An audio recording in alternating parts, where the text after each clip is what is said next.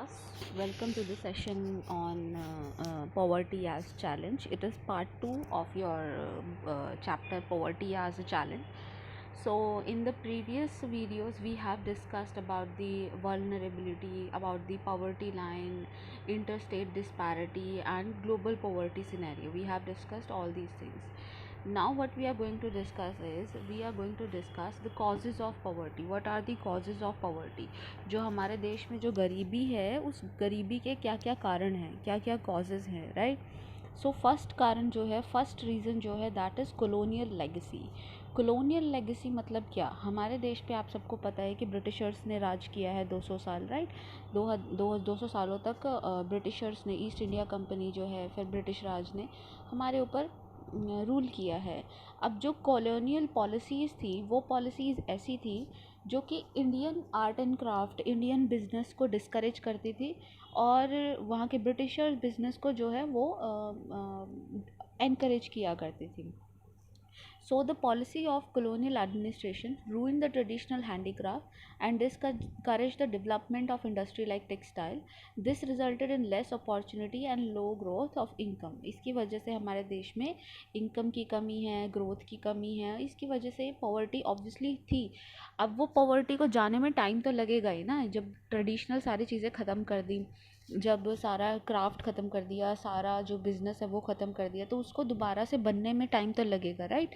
इसी वजह से पॉवर्टी हमारे देश में है. दूसरा है ग्रोथ ऑफ पॉपुलेशन. जो पॉपुलेशन है that is the another factor that makes the situation even worse. Why? क्योंकि रिसोर्सेज जो है वो लिमिटेड है, ठीक है. रिसोर्सेज जो है वो लिमिटेड है, but the population it is increasing day by day, right. Population is increasing day by day which is causing scarcity of resources, जिसकी वजह से पॉवर्टी और बढ़ती जा रही है, जिसकी वजह से पॉवर्टी और बढ़ती जा रही है. और जो सिचुएशन है वो सुधरने की बजाय और ख़राब होती जा रही है. जो सिचुएशन सुधर सकती थी अगर हमारी पॉपुलेशन कम रहती या बढ़ती नहीं, ठीक है, तो हमें रिसोर्सेज बांटने में उतनी प्रॉब्लम नहीं होती. तो हर किसी के हिस्से में थोड़े थोड़े रिसोर्सेज आ जाते और पॉवर्टी कम हो जाती. लेकिन हमारी तो पॉपुलेशन भी दुगनी तिगनी रफ्तार से तेज़ी से बढ़ रही है, तो उसकी वजह से प्रॉब्लम हो रही है. Next, centralize development. What does centralize development mean? Centralize development मतलब कि कुछ स्टेट ऐसे थे जहाँ पे डेवलपमेंट हुई, बाकी कई जगहों पर हुई ही नहीं. जैसे कि हरियाणा, पंजाब ऐसे स्टेट हैं जहाँ पे डेवलपमेंट हुई, ठीक है.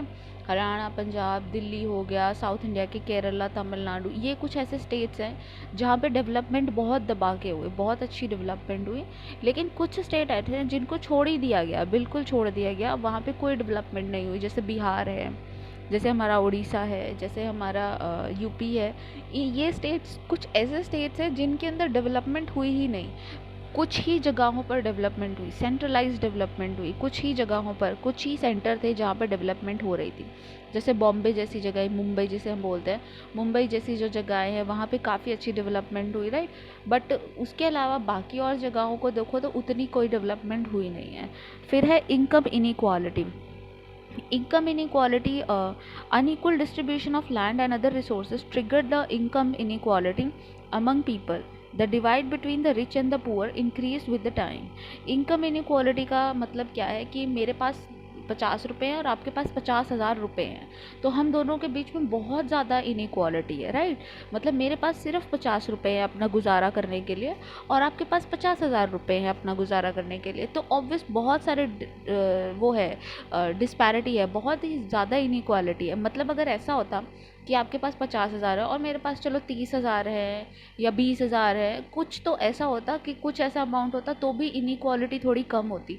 लेकिन इंडिया में हमें देखने को मिलता है कि इंडिया में तो इनइक्वालिटी बहुत हाई लेवल पे है, बहुत ज़्यादा हाई लेवल पे, बहुत ज़्यादा गैप है. जैसे कि आप देख सकते हो कि बड़ी बड़ी कोठियाँ बनी रहती हैं एक साइड पे, और दूसरी साइड पे सड़क के एक साइड पे बड़ी बड़ी कोठियाँ बनी रहेंगी और दूसरी साइड पे एकदम स्लम एरिया होगा जहाँ पे झुग्गी झोपड़ियाँ होंगी. बिल्कुल ही बहुत इनइक्वालिटी है, बहुत ज़्यादा इनइक्वालिटी है. फिर तो इनकम की अगर इनइक्वालिटी होगी तो पॉवर्टी तो होगी ही, है ना. अगर इनकम की इनइक्वालिटी होगी तो पॉवर्टी तो होगी ही, right. Improper implementation of policy. जो पॉलिसीज़ है, जो सरकार है वो पॉलिसीज़ तो बनाती है, ठीक है. कोई भी सरकार ऐसा नहीं होता कि पॉलिसी नहीं बनाती या काम ही नहीं कर रही है कुछ.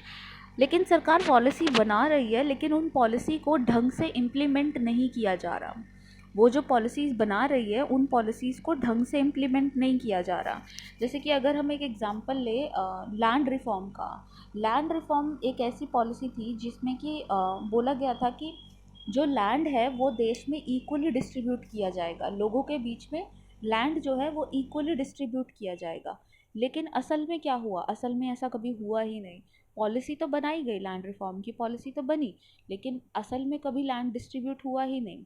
तो इसकी वजह से लैक ऑफ पॉलिसी इम्प्लीमेंटेशन की वजह से इनकम इनइक्वालिटी हुई और पॉवर्टी बढ़ती चली गई। अगर लैंड बट जाता लोगों के बीच में तो पॉवर्टी भी घट जाती, लेकिन ऐसा हुआ ही नहीं, लैंड बटा ही नहीं और पॉवर्टी घटी ही नहीं।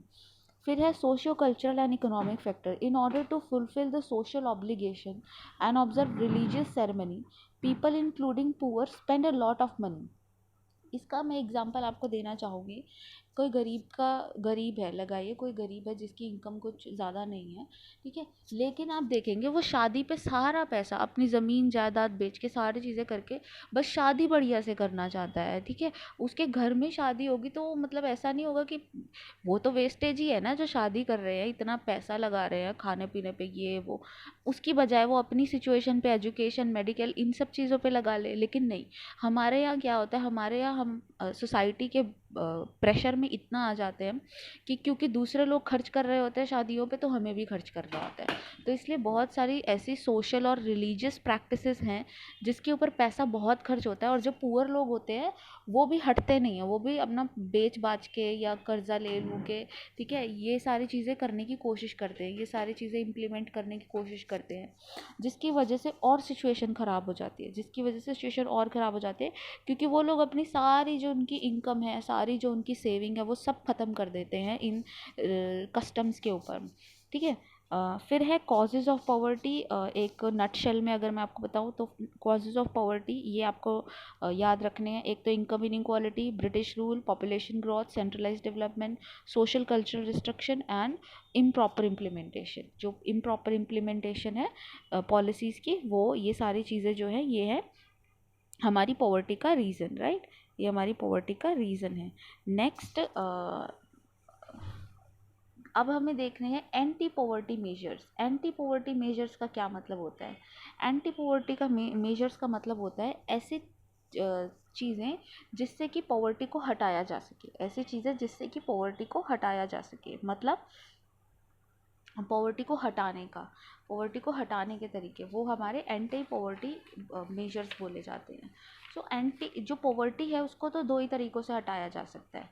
या तो आप गरीबों को पैसे प्रोवाइड कर दो, एक तो ये तरीका है, या देश की इकोनॉमिक ग्रोथ इतनी कर दो, देश में इतनी सारी जॉब्स ला दो, इतना सब कुछ ला दो कि पॉवर्टी रहे ही ना। यही दो तरीके हैं, है ना, इकोनॉमिक ग्रोथ और दूसरा क्या है, टारगेटेड एंटी पॉवर्टी प्रोग्राम। यही सिर्फ दो तरीके हैं।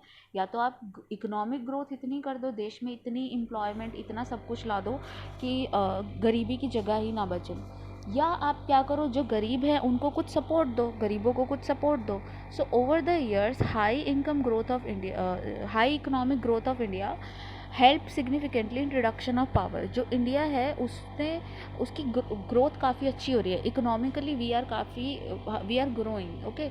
इकोनॉमिकली जो हमारी जीडीपी है, जो ग्रॉस डोमेस्टिक प्रोडक्ट है, जो हमारी इकोनॉमी है, वो काफ़ी अच्छा कर रही है, और अच्छा करने की वजह से हमारी पॉवर्टी भी घट रही है। जैसे कि मैंने पिछली वीडियो में बताया था कि कहीं पहले 49% जनता पुअर थी और अब 22% रह गई है, तो ऑब्वियस है हमने काफ़ी अच्छा किया है। Economic growth widen opportunity and provide the resources needed to invest in human development. जो इकोनॉमिक ग्रोथ होती है उससे क्या होता है, उससे एक तो जॉब्स की अपॉर्चुनिटी बढ़ जाती है, राइट। और दूसरा क्या हो जाता है कि जो आपको ह्यूमन डेवलपमेंट में रिसोर्सेज की ज़रूरत होती है, जैसे ह्यूमन डेवलपमेंट में ऑब्वियसली आपको क्या एजुकेशन देनी होती है, हेल्थ केयर देनी होती है। जब आपकी इकोनॉमी अच्छी चल रही होगी तभी तो आप ये सब दे पाओगे, आप पैसा अच्छा कमा रहे होगे, अपना देश पैसा अच्छे कमा रहा होगा, तभी तो वो ये सारी फैसिलिटी अपने लोगों को दे पाएगा, राइट। तो इकोनॉमिक ग्रोथ की वजह से ये सारी चीज़ें हो सकती हैं। दूसरी जो तरीका है वो है एंटी पॉवर्टी मेजर्स का। एंटी पॉवर्टी मेजर्स में हम क्या करते हैं, हम जो गरीब लोग होते हैं उन लोगों को कुछ मतलब या तो उनको क्रेडिट देंगे, लोन वगैरह दे देते हैं स्पेशल रेट्स पे, या हम उनको कुछ फ्री के सामान देते हैं। जैसे कि हमारे यहाँ बहुत सारी स्कीम्स है जिसके अंडर हम उनको राशन प्रोवाइड करते हैं, अनाज प्रोवाइड करते हैं खाने के लिए। बहुत सारे एंटी पॉवर्टी, जैसे हम उनको रहने के लिए घर देते हैं बहुत ही कम पैसों में, मतलब नॉमिनल रेट्स पे हम उनको घर दे देते हैं। इंदिरा आवास योजना वगैरह ऐसी कुछ योजनाएं हैं, ऐसी कुछ स्कीम्स हैं जो कि काफ़ी अच्छा काम करती हैं, पॉवर्टी को रिड्यूस करने के लिए काफ़ी सारी चीज़ें करती हैं।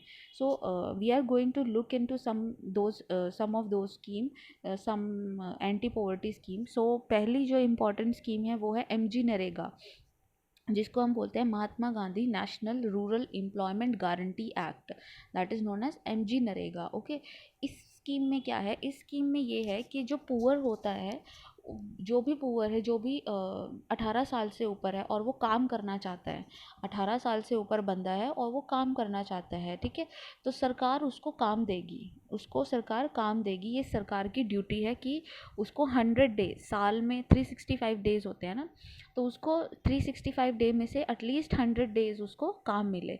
और अगर उसको काम नहीं मिलता है 100 डेज, तो फिर वो उसको बेरोज़गारी का जो भत्ता होता है, मतलब जो क्या बोलते हैं, जिसको बोलते हैं कि जब किसी को नौकरी नहीं मिलती है तो उसको फिर कुछ कॉम्पनसेशन देते हैं वो लोग, कि आपको हम अलाउंसेस दे रहे हैं, कुछ आर्म्स दे रहे हैं, कुछ अलाउंसेस दे रहे हैं, क्योंकि आप हमारी वजह से बेरोज़गार हो, क्योंकि आप हमारी वजह से अनएम्प्लॉयड हो, राइट।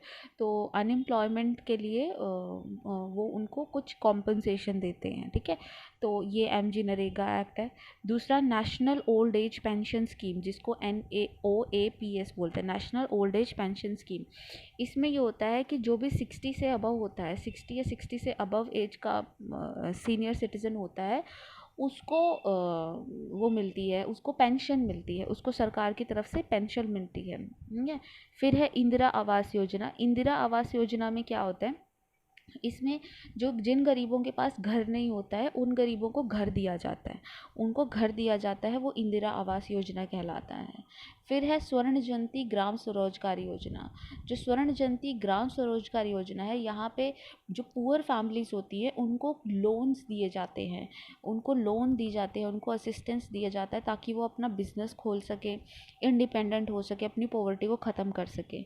इसी तरीके से स्वर्ण जयंती शहरी रोजगार योजना होती है, वहाँ पे हम शहरी लोगों को एम्प्लॉयमेंट देने के लिए ये सारी चीज़ें करते हैं। फिर होती है अंत्योदय योजना। अंत्योदय योजना में जो पुअर फैमिलीज़ होती हैं उनको अनाज दिया जाता है, उनको क्या दिया जाता है, अनाज दिया जाता है, ताकि वो लोग अगर उनको कोई हेल्प नहीं मिल रही है तो वो भूखे ना मरे, उनको भूख का सामना ना करना पड़े, उनको अनाज मिलता रहे। तो ये अंत्योदय योजना है। उसके बाद है national social assistance programme. National social assistance programme obviously उन लोगों को पैसे देता है जो लोग पॉवर्टी लाइन से ऑब्वियसली नीचे हैं। ये उन लोगों को हेल्प करता है, पैसे दे के कुछ हेल्प करता है कि आप लोग पॉवर्टी से ऊपर आने की कोशिश करें, कुछ बिजनेस इस्टेब्लिश करके या कुछ भी करके थोड़ा पॉवर्टी से ऊपर आने की कोशिश करें। ये सारे एंटी पॉवर्टी स्कीम्स है जो गवर्नमेंट ने चलाई। इसके अलावा भी बहुत सारी स्कीम्स है, बट हमारी बुक में फ़िलहाल यही डिस्कस किए गए हैं। ये सब आपको याद करना है क्योंकि आपसे पूछा जाएगा, right some anti poverty measures so taken by the government.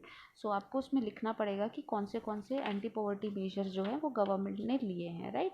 सो ये आप राइट डाउन करेंगे। I hope I am clear. इसके बाद we are going to discuss the question answer. Okay, तब तक के लिए थैंक यू सो मच।